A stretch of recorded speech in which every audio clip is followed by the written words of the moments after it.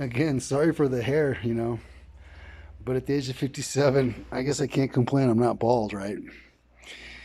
But hey, we're talking about Jeff Epstein and Donald Trump. And Jamie Dimon at JP Morgan. Let's not forget. Okay. Anybody who's been following me long enough knows that since like 2016 and 2017, I've been talking about Donald Trump and Jeff Epstein being traitors and criminals and crooks and all kinds of, and sex abusers and offenders, all kinds of things. In the beginning, I caught a lot of flack for it. People giving me a lot of shit, saying you're wrong, you're evil, you're suffering from Trump derangement syndrome, blah blah blah. Yeah, bullcrap. Check out the article in the L.A. Times today, where it talks about J.P. Morgan paying out $290 million in a class action lawsuit to all the victims of Jeff Epstein. You know, in the last couple of years, we haven't even heard anything about that lawsuit. It's been so hush hush.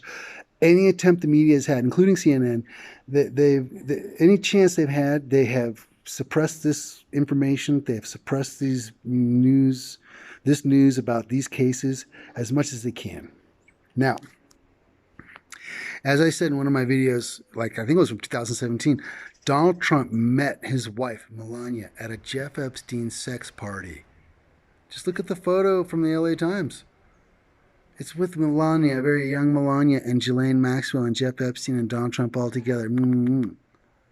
Come on, guys. How did this guy ever become elected president when he was like soliciting prostitutes from Hungary or wherever the hell through Jeff Epstein? But what's worse is that Jamie Dimon, okay, Jamie Dimon, the head of JP Morgan, is trying to pass himself off as this good guy, and he wants to like try to suppress this news in the media by putting out other media about how, oh, the American consumer's on a sugar high. Yeah, you're on a sugar high, buddy. Jamie Dimon, direct message to you if you watch this video. You are on a sugar high and you're going to come down hard. Because why? Because I believe that you too were heavily involved in Jeff Epstein's scams. You too were on those little private airplane trips with a couple of girls hobnobbling with the goblin in your pants. Okay? So don't you try to pass yourself off as a good guy. And don't even try to make me think that JP Morgan has anybody's best interests at heart except for itself. Which means me, you know, which leads me to the final point. First of all, Jeff Epstein's dead. He did not commit suicide. He was murdered by his cellmate. Okay? And all the indications are there. The day he was murdered, the guards were caught sleeping. Go check that case out. The guards were taken to court and they made a plea deal and they pleaded out and they got a special deal because they told the truth. But the truth was suppressed and kept secret in federal court and in federal prison. The day that the guards were both sleeping, somehow the camera system went down. But as if not to make that even more weird, or as if that wasn't weird enough, excuse me, the day that the guards were asleep and the cameras went down, the ex-attorney general under Donald Trump, William Barr, was in that prison. He showed up at that prison to visit Jeff Epstein. And then Jeff Epstein committed suicide? No. His cellmate was a convicted cop killer. And it's not possible for you to hang yourself from your bed in federal prison with a paper sheet. It just doesn't work. Not enough gravity, not enough velocity to fall.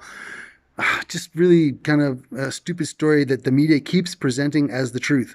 That he committed suicide? No, he did not commit suicide. He was murdered. And William Barr and Donald Trump and all those other people on that little black book list were all probably a part of it, especially the ones who were highest up. Now, how many bankers at JP Morgan ever got on Jeff Epstein's plane? We probably will never know. They just don't want to tell us. But I'll tell you one thing. Jamie Dimon should probably resign as the head of JP Morgan. Firstly. And secondly, I'm distraught about the whole JP Morgan thing. Because my family has money invested in JP Morgan products. And I would like the banks to take the money out of JP Morgan. I don't care how much money it's made. It doesn't matter how much money it's made. It's bad. It's illegal. It's illicit. JP Morgan destroys people's lives in order to make a buck for me. I don't want that. And I've told the bank this. And especially I don't want my family's money associated with sex abusers and sex offenders and rapists and sex traffickers and whatever, and people traffickers like Jeff Epstein or Jamie Dimon. Sorry. Oh, and if Jamie Dimon wants to give me a call directly, he probably should.